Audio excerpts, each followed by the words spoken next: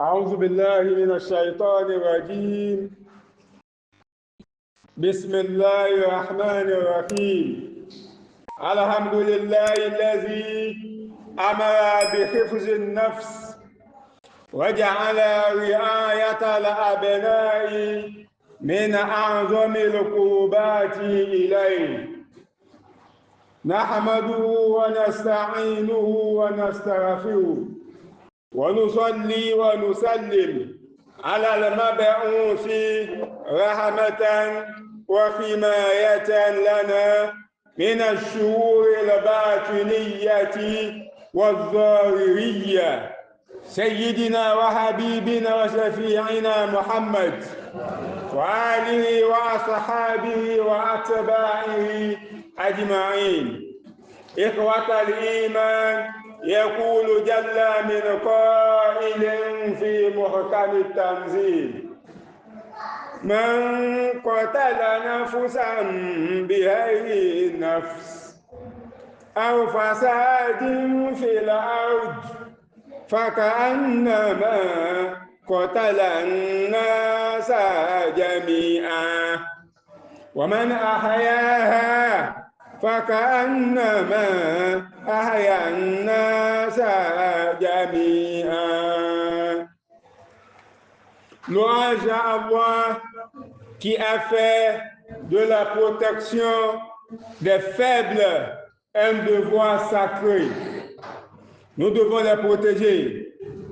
Il a fait de la vigilance collective une preuve de foi sincère. Nous le louons pour la guidance du Coran, ce livre lumineux qui nous enseigne à unir spiritualité et responsabilité, à unir foi et conscience, adoration et action. Paix et bénédiction sur Mohammed, l'homme du devoir, de la sécurité et de la miséricorde, celui qui veillait sur ses enfants comme il veillait sur les enfants de la communauté. Sallallahu alayhi wa sallam. Chers frères et sœurs, revenons à l'essentiel, revenons au Coran. Nous poursuivons avec notre série spéciale dédiée à la rentrée scolaire. Nous avons abordé, entre autres, la question de la préparation spirituelle, psychologique et matérielle de la rentrée scolaire. La nécessité pour les parents d'accompagner les enfants dans l'accomplissement de leurs devoirs scolaires. L'importance de renforcer leur mémoire, la mémoire de nos enfants, par des pratiques saines, traditionnelles, médicinales et spirituelles. Aujourd'hui, chers frères et sœurs, nous en venons à un point essentiel, concret et pragmatique. La khutba de ce jour se veut une lettre ouverte adressée aux autorités communales, départementales et nationales. Elle est également adressée à chaque parent, à chaque enseignant et à chaque citoyen responsable. Le constat est alarmant. Le constat est alarmant dans nos quartiers, nos villages et nos villes. Des milliers d'enfants, écoliers et élèves se rendent chaque matin à l'école à pied. Ils traversent des routes dangereuses, des carrefours encombrés, sans passerelle, sans signal, sans accompagnement. Combien d'entre eux, parfois nos propres enfants, ont frôlé l'accident simplement parce que aucune mesure n'a été prise pour les sécuriser. Cette khutba est un cri de cœur et un appel à l'action afin qu'une décision concrète soit prise. Inscrire nos forces de l'ordre, les instruire, nos forces de sécurité publique à aider les enfants à traverser les routes, notamment aux heures d'entrée et de sortie des écoles. Protéger les enfants, c'est protéger l'avenir de la nation. Nous le savons tous, nous en sommes conscients, mais nous l'oublions parfois quand nous restons spectateurs pendant que nos enfants affrontent ces péripéties au péril de leur vie. Devenons tous acteurs et porteurs de ce message, de cet appel citoyen et spirituel que nous lançons aujourd'hui du haut de ce minbar, afin que la sécurité de nos enfants ne soit plus une affaire d'indifférence, mais un devoir collectif partagé entre l'État, les parents et la communauté. Il s'agit ici de prendre une mesure concrète, mesurable et durable. Les responsabilités de cette mesure sont partagées entre les autorités nationales, départementales et communales. Cependant, la mairie reste l'autorité la plus proche des citoyens. C'est elle qui connaît les réalités du terrain. C'est elle qui collecte les tasses de nos marchés auprès des commerçants, des conducteurs de taxi-moto, dans les boutiques, dans les kiosques.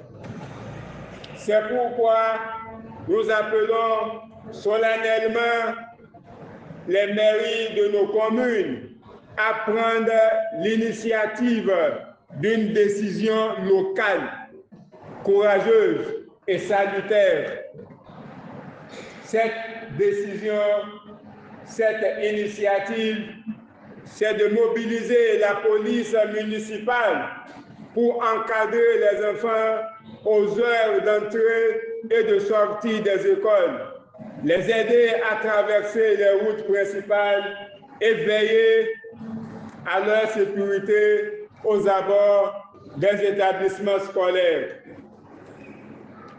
Chers frères et sœurs, nous voulons être réalistes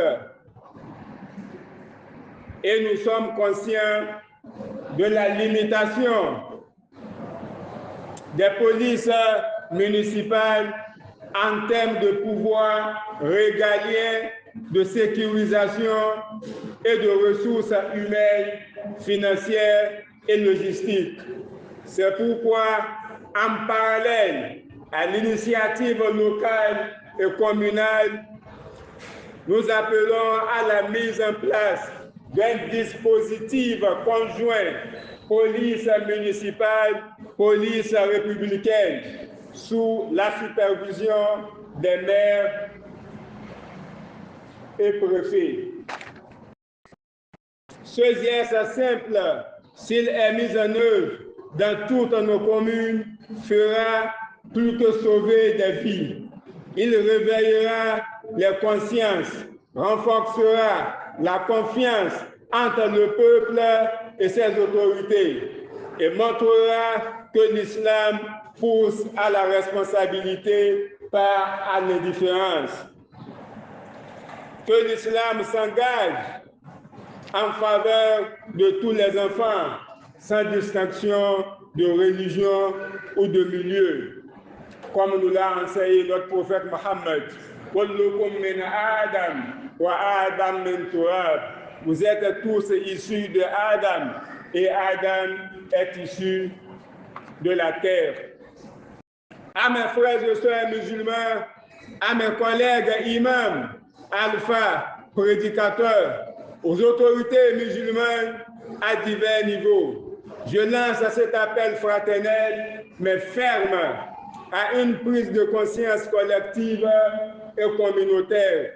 Nous devons sortir de notre passivité communautaire. Nous devons comprendre que la foi musulmane n'est pas une foi passive.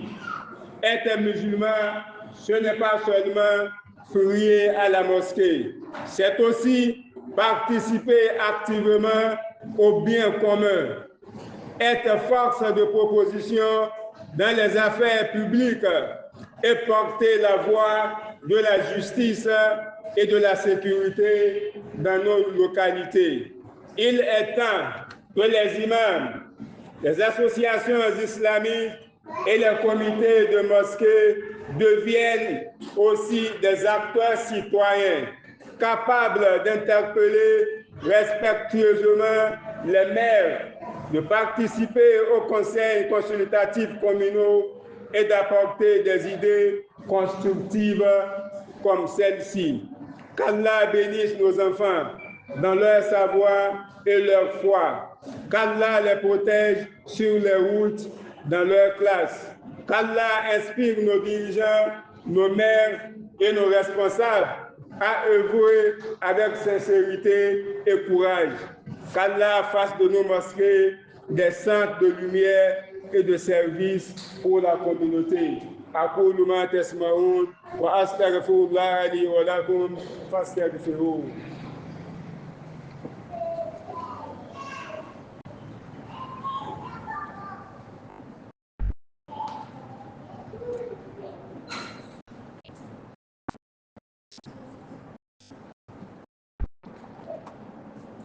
الحمد لله على نعمة الإسلام والحمد لله على نعمة الأولاد والصلاة والسلام على معلم الناس الخير بكسمات الجبار قد راجينا إلى مولانا أمرانا فوادنا في جنات عاليات قطوفها دانيات نيبا لا يسكنها àlìjánnà tó ga tó gbáyé lọ́dọ̀ Olúwa kó má jẹ́ bùgbé bàbá wa ìwà ìlọ́lá àmín.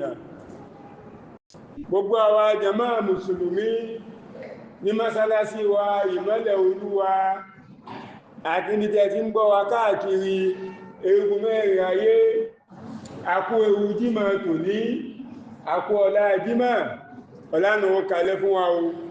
Ọ̀pọ̀lọpọ̀ rẹ̀ á ṣe láyé rẹ̀ pẹ̀lú ìdùnnú àtayọ̀ àtàláfíà ara. Ẹ̀yin jàmá wa, àwọn àgbàlagbà nínú ọ̀rọ̀ wọ́n ń sọ báyìí pé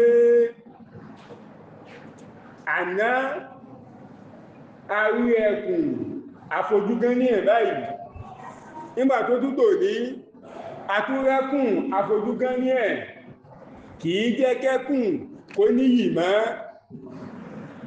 Ìkan bàbàrà náà lẹ́kùn, tó bá ti di ohun táàrin ní gbogbo ìgbà, táàrin lójoojúmọ́, kìí ṣe kí ni, kìí níyì mọ́.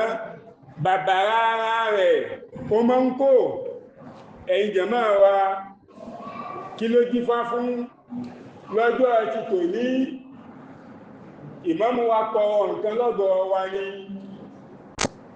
ìhun tọ́lọ́run fún wa táa ní lọ́dọ̀. Ìmámù wa bẹ̀ wá nígbé ká jù sílẹ̀ fún Ọlọ́run ọba tó fún wa. Ìmámù ò wá lánàá kó béèrè bẹ́ẹ̀, kò wá jẹ ìta kó béèrè bẹ́ẹ̀, ó wá lónìí, ó wá ń tọ lọ́dọ̀ àwa jàmá. Ìjẹ́ a ṣe tán láti fi nǹkan náà lẹ̀ fọ́lọ́run ọba tó dá ìmámù tó sì dá wa jàmá. Ẹ̀yin jàmá wa, ọ̀rọ̀ tá ń bá bọ̀ láti kàn bí ọ̀sẹ̀ mẹ́ta sí mẹ́rin sígbàtà wà yìí náà lọ́rọ̀ àwọn ọmọ iléèwé àwọn ọmọ wa wọ́n wọléèwé kí ni ìpalẹ̀mọ́ wa kí ni ojúṣe wa àní náà ti parí òkú kankan mọ́ o ẹni tí ó fìdí rẹmi níparí ọdún ó ti rìnrìn lérí gbóhùn ó fìdí rẹmi bí ò bá rẹni tètè ká lọ́wọ́ kò ń gbé padà sí ìráyì ṣe bá ọmọ wa tí ń wálé wọ́n ní ọ̀la àwọn nílògbó ọmọ ìdí àwọn nílògbó ọmọ ìdí ó ti bẹ̀rẹ̀ ó ti bùṣe náà nìyẹn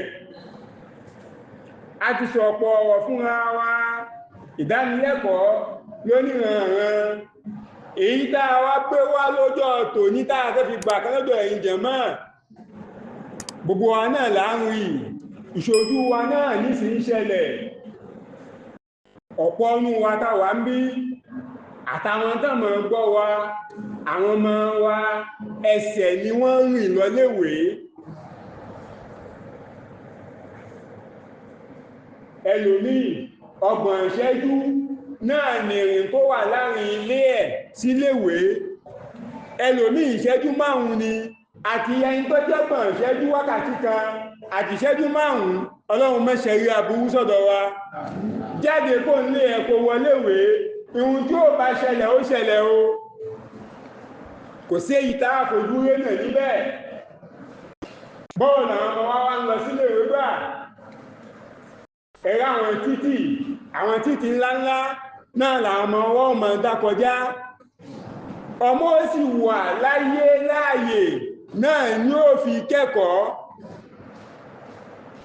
ìkankan bá ti dí lára rẹ̀ ó ti dí kò pé náà nìyẹn kọ́lọ́run mọ́ ṣe bẹ́ẹ̀ fún wa ọ̀pọ̀lọpọ̀ àṣìdẹ́ẹ̀dì ń ṣẹlẹ̀ máa bá dé bẹ́ẹ̀ kí ló ṣẹlẹ̀ ń bí àrígbà ọmọ léèrè wa ní àwọn tí wọ́n fara pa ṣe bí dá ṣe mọ òwòrán ní ẹ̀yìn jẹ̀mọ́ wa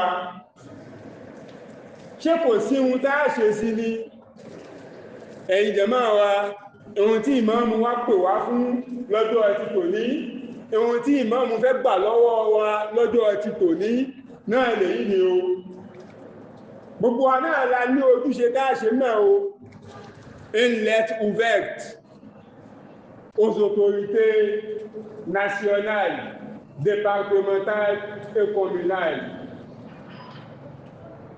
ìyẹn kan náà lọ́lọ́run ó fèwò sí lọ́kàn náà làwa tó kù á tẹ̀lé èrò náà kó lè wá sí ìmúṣẹ nínú tí ń kó bá wa ní àwùjọ wa nínú ìlú wa inú àwùjọ wa mùsùlùmí ọ̀tọ̀ ọ̀nà tá ààrẹ náà fi ń gbà fi ṣàwá ó pọ̀ tinú àwùjọ wa mùsùlùmí ọ̀tọ̀ tinú ìlú táwà fún ààrẹ gan lára òun náà ọ̀tọ̀ òbúkọ ní tòun di méjì lọ́dọ̀ ọ̀yà tòun ẹ̀jẹ̀mọ́ ibi nìkan náà ti kó èmi ò ní kẹ̀kẹ́ kí ṣe ń bẹ̀ mọ̀kànmọ̀kàn lóye o bà tó bá kọ ọmọ lágbájá lónìí ṣe mọ̀ bóyá ti wọ́n ní ó kàn lọ́la kọ́lọ̀wọ̀n mọ̀ fi ṣẹ́ àtàgbò ẹ̀kọ́ fi mọ̀ bò wá àwa mùsùlùmí sì ní àmọ́ ń sùn bọ́ọ̀ bá gbọ̀rọ̀ lú ohun wa ò sí mẹ́ ohun wa kìí jẹyọ níbẹ̀ lẹ́yìn pé kí kan ti ṣẹlẹ̀ tàbí kí ìjọba sọ ń pé báyìí ká ma wá kùn àwa plus réactionnaire qu'actionnaire kí kan ṣẹlẹ̀ ká réagí àmọ́ ká agí kìí sàbá ìjẹ́ bẹ́ẹ̀ àfẹ́ lọ tọrọ owó lọ́dọ̀ ìjọba ẹ̀yin jẹ̀mọ́ ojúṣe wọn tó gbàgbé la fẹ́ rán wọn létí ẹ̀ la fẹ́ pè àkíyèsí wọn sí amóhun tó mọ́ lò wá fún gbogbo àwọn àfáà wa àwọn ìmáàmù wa àwọn ọ̀gá mi tó forí nì ní ṣìbí má fẹ́ ṣe àṣẹ̀gbẹ̀mọ́ politique wọ́n ní ká wá ṣíde fún wọn a lọ á ṣíde fún wọn ìwọ̀n tó bá sì fẹ́ fún wa a gbà á kó mẹ́ ṣé yẹn ló kàn ní ẹwà ọmọ ìyá wa conference episcopal nígbà tó bá jáde ẹmọ̀ ń pè yẹn jáde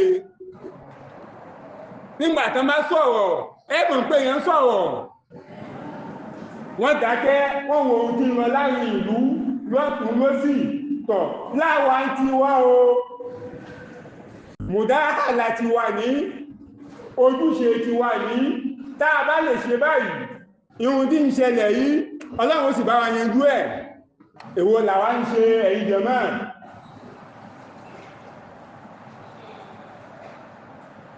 kìí ṣàwà ìmọ́mù nìkan ní báwí o gbogbo àwọn mùsùlùmí ní báwí o àwa náà tá ìmọ́mù ibi tó oníkálukú gbé wa sí oníkálukú sà ń lọ ẹlòmí mẹ àti fi hàn pé mùsùlùmí lòun níbi tí gbé ń ṣiṣẹ́ wàhálà ní fún níbi táwa náà wà àánà lè ṣe proposition látàrí ẹ̀kọ́ tí ìsìláàmù kọ́ wa ṣé ẹ̀kọ́ tẹ́sí ń kọ́ wa òjòjú ni ohun tí ò bá jọjú ni ẹ máa ń fi aṣọ bò mọ́lẹ̀ látara ẹ̀kọ́ tí ìsìláàmù kọ́ wa a ṣe proposition ní ìjẹ́ mùsùlùmí wọ́n rí pé mùsùlùmí ní ṣe proposition yìí ìlápa tí ìsìláàmù rẹ̀ tí ẹ̀sì ti ń ṣe tó lápa lára rẹ̀ ló jẹ́ ká mọ gbóhun tá ń gbọ́ lẹ́nu èyí tá fi ṣe bẹ́ẹ̀ yàtà wá dé náà lọ́pàá òdù a mọ̀ gbé pamọ́ nígbà yìí ṣe mùsùlùmí ni mọ̀fí ní kìí ṣọ̀rọ̀ ìmọ́mù nìkan o kìí ṣe pé àwọn ìmọ́mù nìkan ní bá rí tàbá sọ pé àwa mùsùlùmí àná gbọ́dọ̀ jáde ká ní ojúṣe wa nínú ìlú nínú àgbègbè táwà èyí tá wá mú wá lọ́jọ́ ti kò ní báwo láṣe gbà èyí tá ìkìí ṣe buhari o ṣẹ̀tọ́ ń pilẹ̀ duayé tàbá sì sọ̀rọ̀ pilẹ̀ duayé afẹ́gbà nǹkan lọ́dọ̀ yẹn ní ẹni tó bá fẹ́ mọ́bọ ló ṣe bí ọ̀bọ o lè fẹ́ gbà nǹkan lọ́dọ̀ mi kó dé kó bẹ̀rẹ̀ sí mọ́ sọ pé mọ́ṣe báyìí mọ́ṣe tọ̀hún bí ìjẹ́ ta ìní fún ẹ tó bá kàn wọ́n náà ò ní fún mi ìjẹ́ èèyàn lọ́wọ́ bẹ́ẹ̀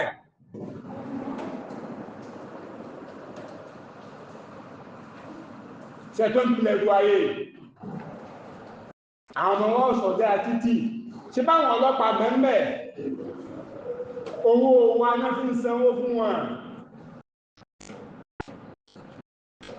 kìí ṣe mẹ́ta mọ̀ lórí títì káàkiri gbẹ́ṣẹ̀lẹ̀ ẹ̀rẹ̀ àwọn ọlọ́pàá ilé ìgbùkú wọn àmọ́ wọn lè máa mọ̀ náà sọjá ṣùgbọ́n bí tó ọlọ́pàá ṣe fòṣù ẹlé ni ọlọ́pàá bá fẹ́ kò lágọ̀ ọlọ́pàá láàárọ̀ wọ́n bọ́ta pọ̀lú ọ́dígbò mission ọ̀gá àwọn kọ̀míṣẹ́ ibi táwọn ń lọ ní o irun táníkẹ́ lọ́ṣẹ́ mẹ́ ní o wọ́n rán wọn lọ sí Kàrẹ́fù kán mọ́mọ́ sọjá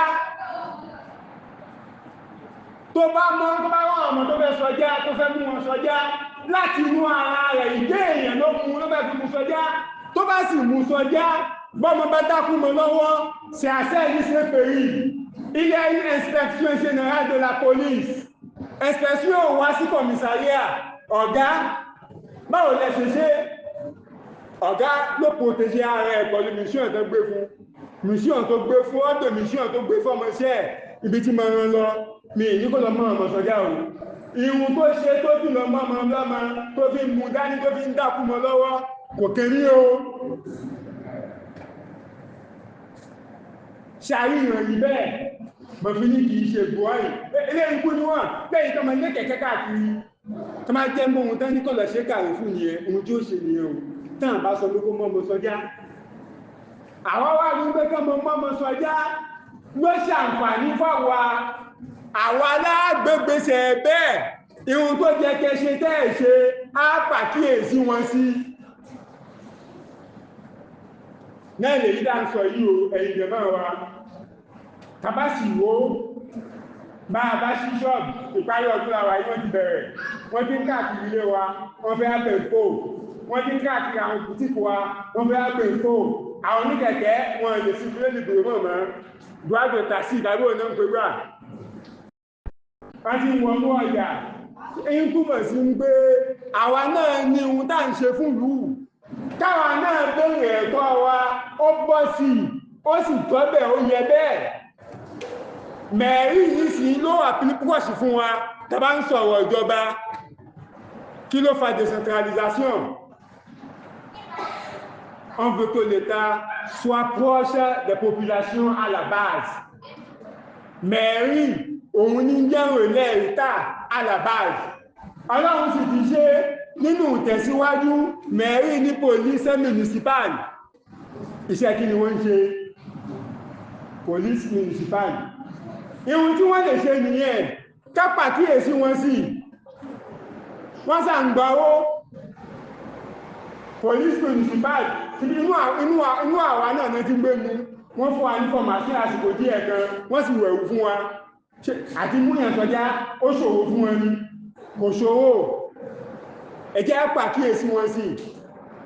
Bá a bá pàkíyèsí wọn sí, la mairie va se mobiliser dans toutes les communes et mettre la police municipale à l'œuvre, en action. Avec un monsieur Bayo, mais il m'intéresse d'où-de-pas quoi, l'autre l'homme là, au même pays báyìí, àwọn assis báyìí, ó jẹ́ assis dangereux, kápá àwọn ọlọ́pàá sí báyìí, àwọn náà bí báyìí, kápá àwọn ọlọ́pàá sí báyìí. Police municipale ló ṣiṣẹ́ yẹn. Police municipale ó jẹ́ ká sọ, bí yẹn bá sọ̀rọ̀, yẹn máa ń sọ, ìmọ̀ níyànjú ni. On sait ce qu'ils font faire face en termes de limitation. Wọ́n ní pouvoir régulier de sécurisation.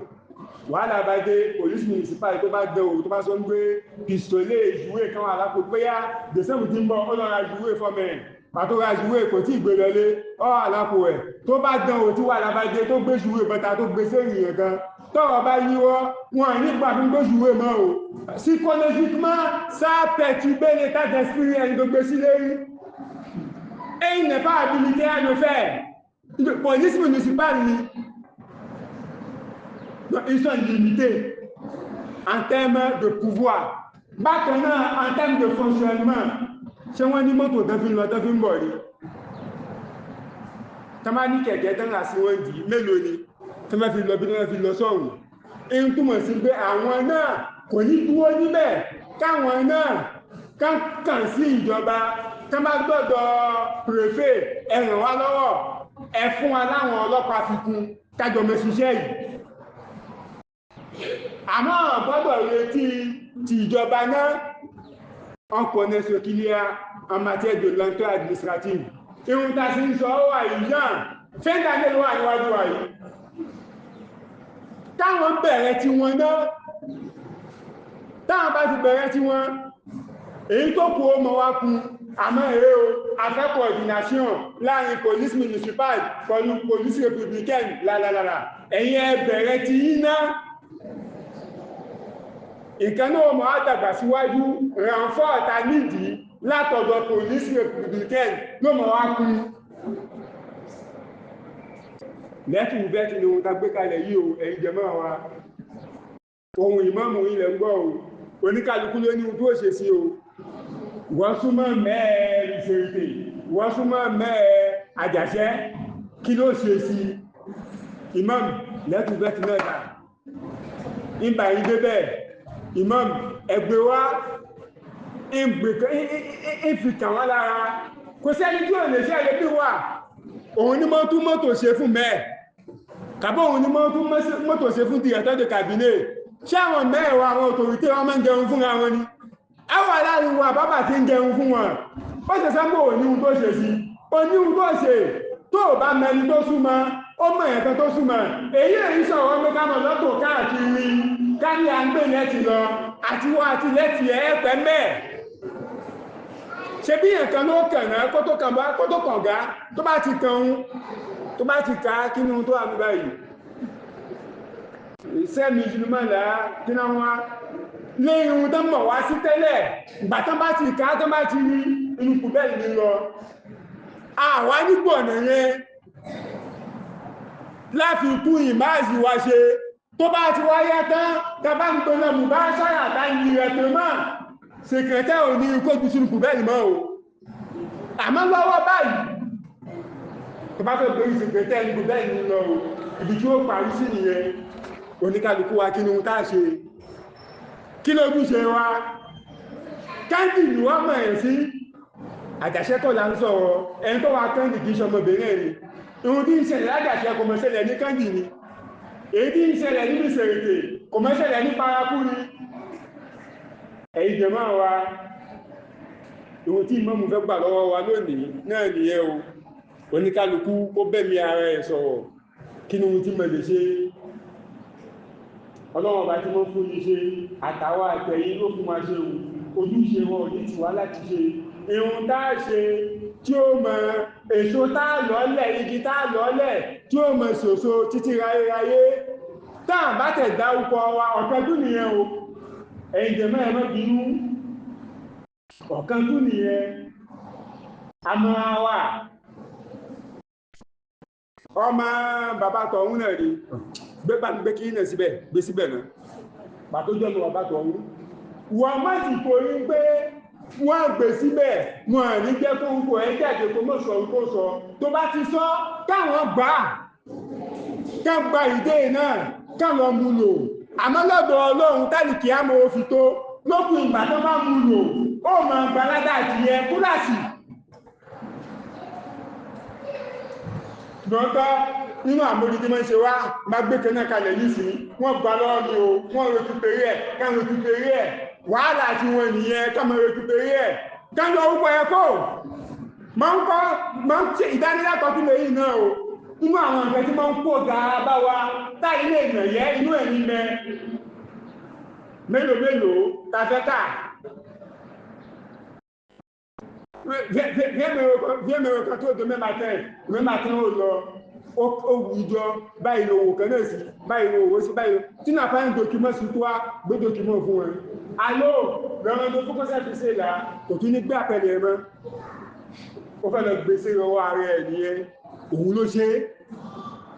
Wọ́n á ti torí ọ̀sán bó ní ṣe lẹ́la mẹ́rin. Wọ́n máa ṣe Ọlọ́run tí máa ń sán ó máa sán. Jàmá wa Ọlọ́run kó fún wa kó pẹ̀lú wa tó tì wá lẹ́yìn mọ́ ní àná arẹ́kùn òní arẹ́kùn kìí jẹ́ kẹ́kùn kó níyì èyí ta sọ èyí àti ìsọ rí ní báyìí ò ẹ̀yin jàmá wa ohun tó bí àná arẹ́kùn òní arẹ́kùn ọ̀kan nìyẹn ẹlẹ́kejì àkókò náà lọ ẹ̀yin jàmá wa ẹ dákun ẹ jẹ́ á gbìyànjú jàmá ti máa ń wà ní mọ́sálásí kí ìmáàmù tó gorí mímbàrí nígbàtí ìmáàmù bá gorí mímbàrí tẹ́sẹ̀ jẹmọ́ ò bá ti pé kàlẹ̀yìn tá sọ̀rọ̀ fún agóòlọ́ká tó gorí mímbà rí àmbẹ̀mì yàrá àwọn etí àwọn àfáwà ń sọ wọ́n sí wa ẹni sùúrù díẹ̀ fi kún ẹ̀tẹ́ á ní sùúrù sẹ́ni báwọn fi kún títí lágbó fi lọ báyìí o ká bá pa gbogbo àṣòro ká ló pọ̀ 30 minutes tó bá mọ́ ìdíwé ìṣẹ̀lẹ̀ pé 30 minutes ni o àmọ́tàgbó bá lọ àtètè bẹ̀rẹ̀ látàrí ń bẹ̀ẹ̀sẹ̀ jẹmọ́ ò pé